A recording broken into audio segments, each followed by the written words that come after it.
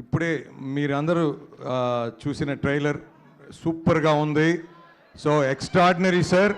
So ఖచ్చితంగా అదేందో మాకు తేజాకి ఫస్ట్ జాంబిరెడ్డి మేము రాయలసీమ డిస్ట్రిబ్యూటర్ సార్, తర్వాత హనుమాన్ వచ్చినప్పుడు నైజాం డిస్ట్రిబ్యూటర్, ఇప్పుడు మిరాయ్ ఖచ్చితంగా ఇప్పుడు నైజాం ఓ చిత్తూరు జిల్లా సీడెడ్ కూడా చేస్తున్నాం సార్.